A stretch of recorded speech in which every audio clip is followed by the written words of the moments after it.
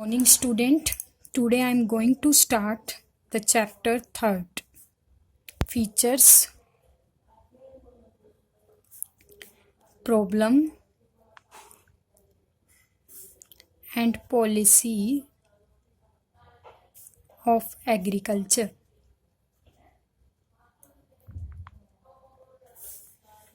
Class 12th, and topic is features of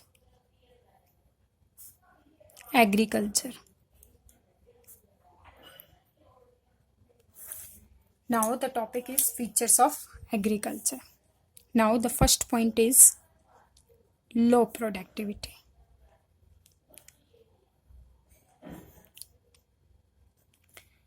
Low productivity, it can be measured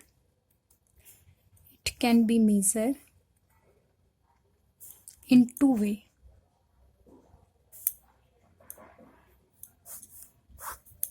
First is per hectare productivity,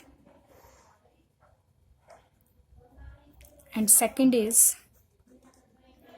per worker productivity.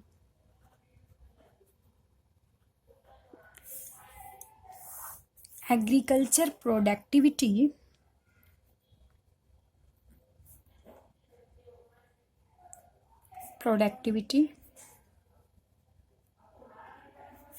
in India is low on both account, per hectare productivity and पर worker productivity. अगर दोनों productivity की बात करें तो ये जो productivity level India का है इज वेरी लो. कैसा लेवल है? लो है in both the account, per hectare में भी और पर वर्कर प्रोडक्टिविटी में भी. ठीक है, it is below the level of world average in all crops. अगर वर्ल्ड की बात करें तो इसका जो प्रोडक्टिविटी लेवल है इंडिया का वो क्या है? हर एक क्रॉप्स में below the level of world, below level है. और पर वर्कर की बात करें, पर worker productivity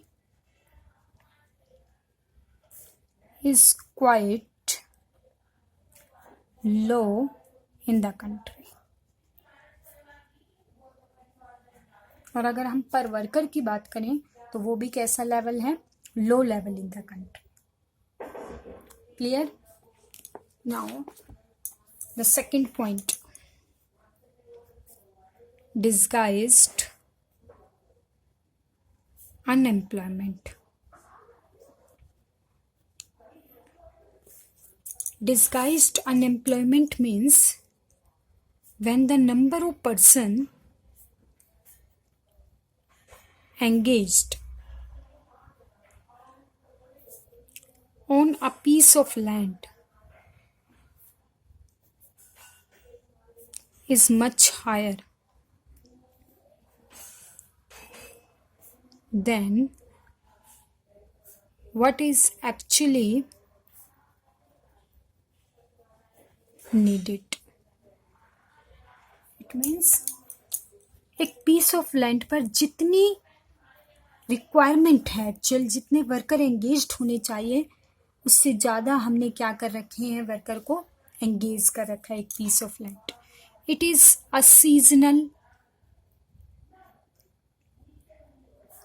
nature unemployment.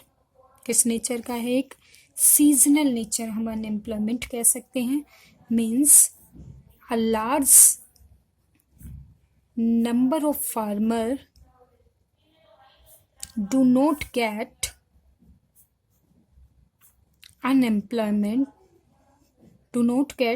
employment for 4 to 5 months in a year.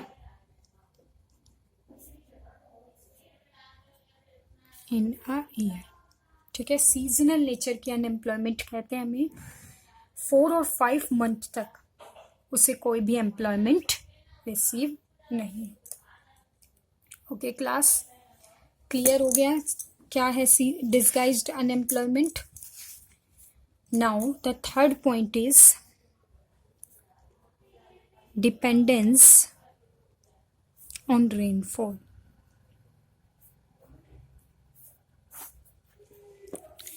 Agriculture depend on rainfall. Good rainfall means goods are crop, and bad rainfall means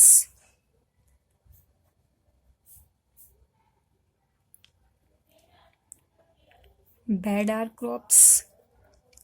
किस पे depend करती है एग्रीकल्चर? रेनफॉल पे। गुड होगी तो क्रॉप्स भी गुड होगी, bad होगी तो बैड होगी। It means that monsoon in our country is irregular and uncertain, and its distribution is not even in all part of the country. Means जो monsoon है वो इरेगुलर है, अनसर्टेन है, यहाँ तक कि उसका डिस्ट्रीब्यूशन जो है वो हर एक कंट्री में इक्वली नहीं है। Okay, now fourth point is subsistence farming. Means farmer use the traditional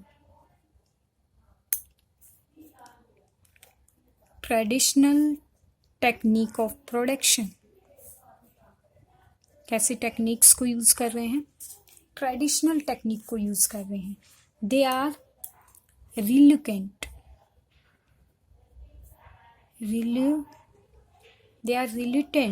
to use improved seeds and chemical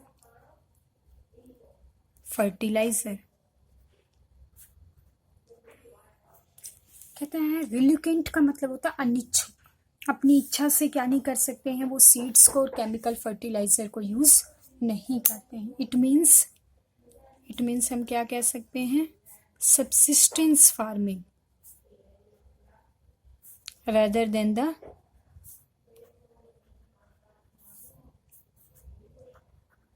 commercial farming। कैसी फार्मिंग कर रहे हैं? सबसिस्टेंस फार्मिंग कर रहे हैं, जिसकी वजह से, सबसिस्टेंस का मतलब जिससे वो सिर्फ लाइफ को सरवाइव कर सकते हैं। कॉमर्शियल फार्मिंग, प्रॉफिट मोटिव के लिए फार्मिंग नहीं करते, because crops do not gate sufficient water due to lack of irrigation facility।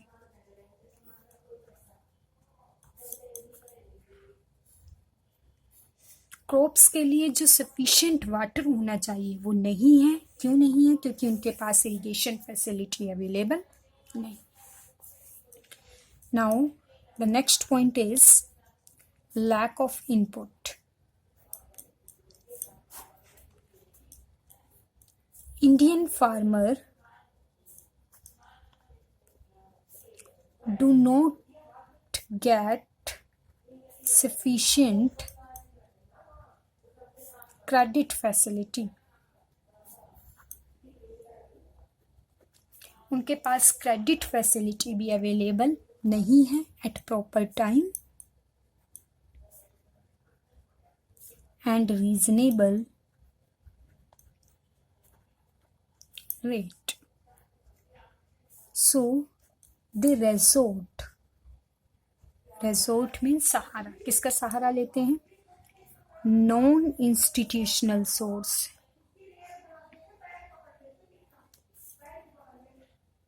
Like money lender,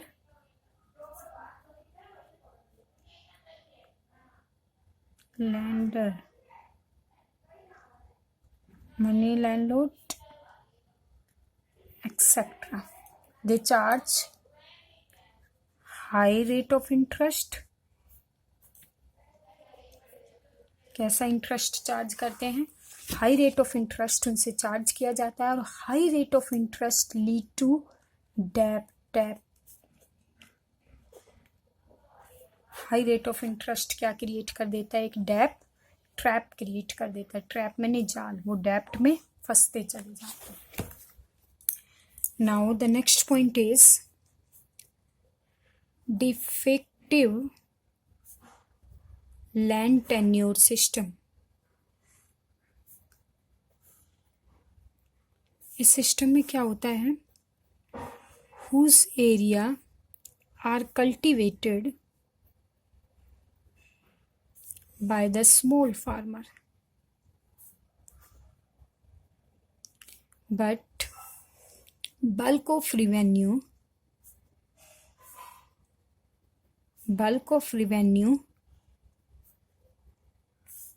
is get by the owner of the land।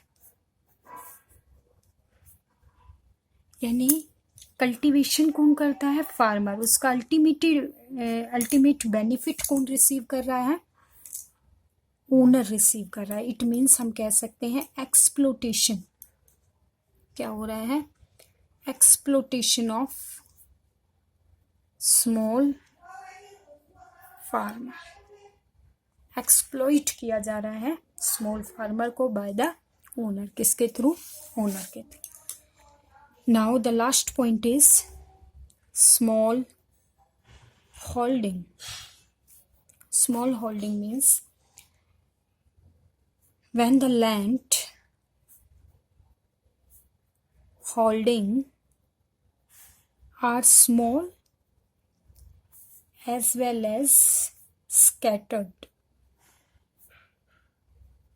Land कैसी है, छोटी है, और स्कैटर्ड का मतलब होता है बिखरी हुई है छोटे छोटे पार्ट्स में।